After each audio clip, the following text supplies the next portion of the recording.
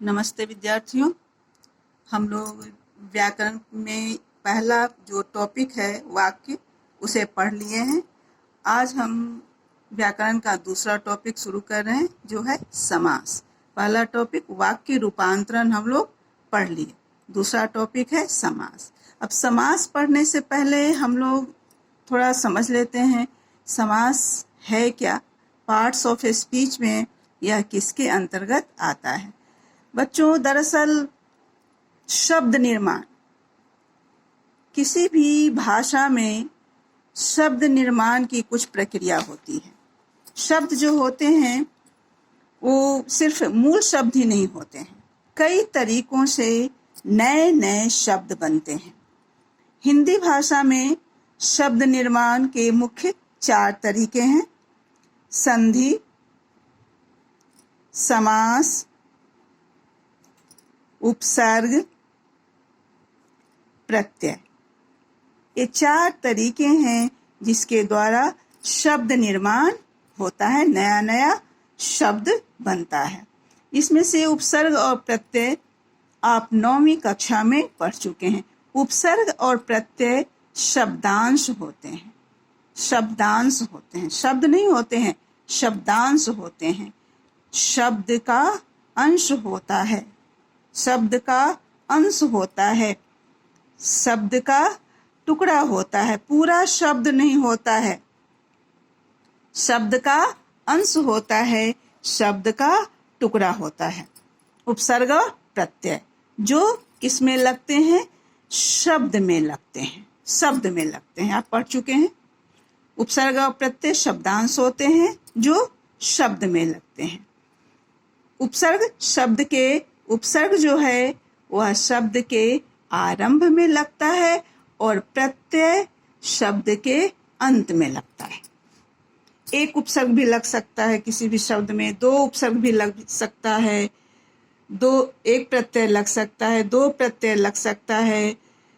उपसर्ग और प्रत्यय दोनों भी लग सकते हैं, 2 उपसर्ग और 2 प्रत्यय भी लग सकते हैं। जैसे भारत, भारत शब्द हो गया।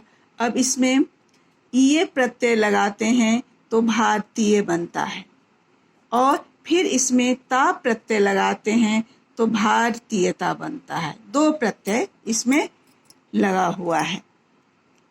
उसी तरह से 2 उपसर्ग भी लगे हो सकते हैं, जैसे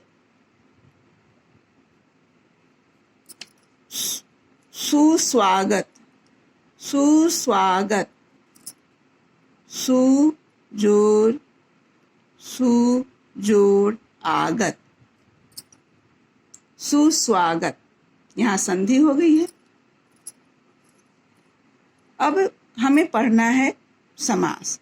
संधि और समास, संधि और समास, इसके द्वारा भी नए नए शब्दों का निर्माण होता है। संधि में वर्ण मिलते हैं, वर्ण मिलते हैं। कैसे वर्ण? निकटवर्ती वर्ण मिलते हैं। समास में पद मिलते हैं। कैसे पद? प्रमुख पद। संधि में वर्ण मिलते हैं, समास में पद मिलते हैं, और दोनों के द्वारा नए नए शब्दों का निर्माण होता है। पद यानी शब्द। कैसे शब्द? या तो वाक्य में प्रयुक्त शब्द या फिर व्याकरणिक नियमों में बंधे शब्द, नियमों में बंधे शब्द ही पद कहलाते हैं। अब संधि और समास में थोड़ा सा अंतर, एक अंतर तो ये हो गया, संधि में समास नहीं हो सकता, समास नहीं हो सकता, लेकिन समास में संधि हो सकती है, संधि हो सकती है। समास में प्रमुख पदों के अतिरिक्त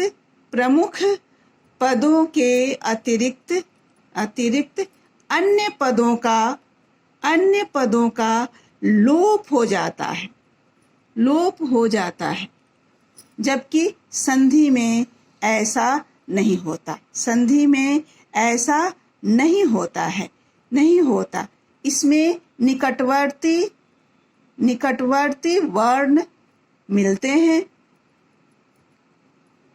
हैं और शेष भाग कुछ परिस्थितियों को छोड़कर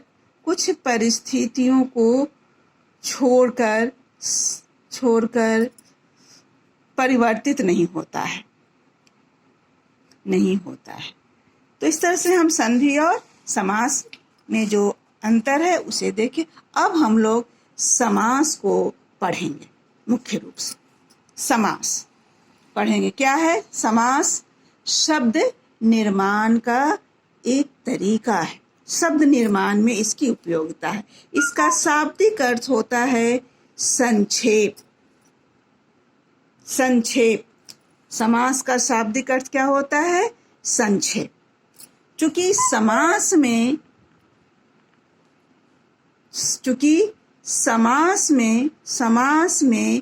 पद मिलते हैं। अब जब परिभाषा लिखेंगे तो समास की परिभाषा होगी, जब दो प्रमुख पद, अधिक भी हो सकते हैं, लेकिन हिंदी में 2 ही पद की ज्यादा समास होता है। संस्कृत में 2 से अधिक भी होते हैं। जब 2 प्रमुख पद अपने निकटवर्ती विभक्ति चिन्हों या अन्य पदों को छोड़कर आपस में मिलते हैं तो उस प्रक्रिया को समास कहते हैं। प्रक्रिया है। समास एक प्रक्रिया है, एक प्रोसेस है, जिसमें क्या होता है?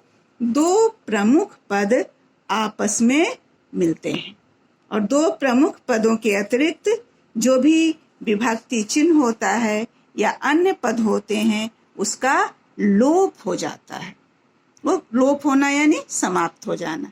जैसे देखिए, उदाहरण देखिए। उदाहरण देखते हैं हम। जैसे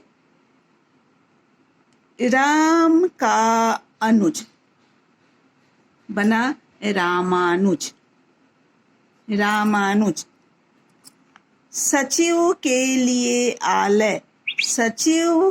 लिए आलय बना सचिवालय।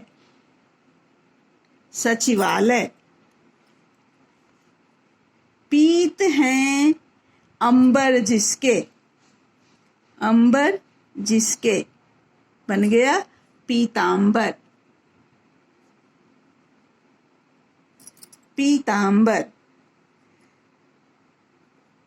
नीला है जो कमल बन गया नीलकमल। 3 भुजाओं का समाहार बन गया त्रिभुज। माता और पिता बन गया माता पिता। तो इतना उदाहरण। अब देखिए इसमें क्या हो रहा है। राम और अनुज मिलकर बन गया रामानुज, 2 मिला। सचिव आलय मिलकर बना सचिवालय। पीत अंबर मिलकर बना पीतांबर। नीला कमल मिलकर बना नीलकमल। 3 भुजा मिलकर बन गया त्रिभुज। माता पिता मिलकर बन गया माता पिता। 2 ही पद मिल रहे हैं। अब ये है, इसको कहते हैं समस्त पद। जो बना वह समस्त पद। और ये क्या हो गया? समास विग्रह।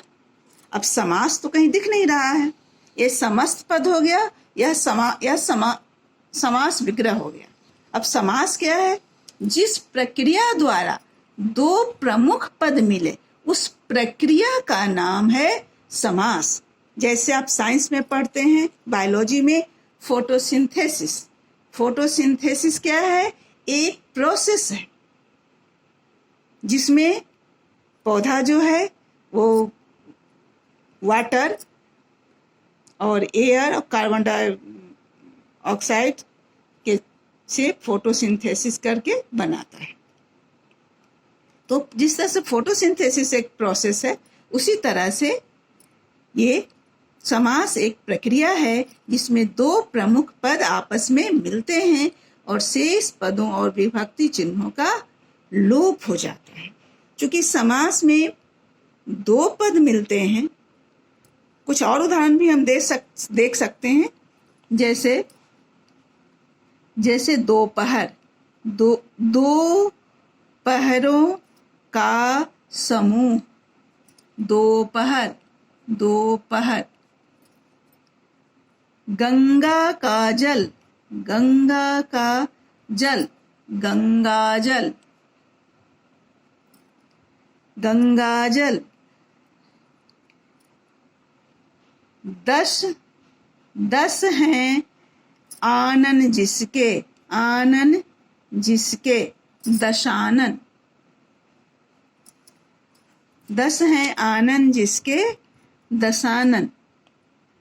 विद्या है जो धन के समान, विद्याधन।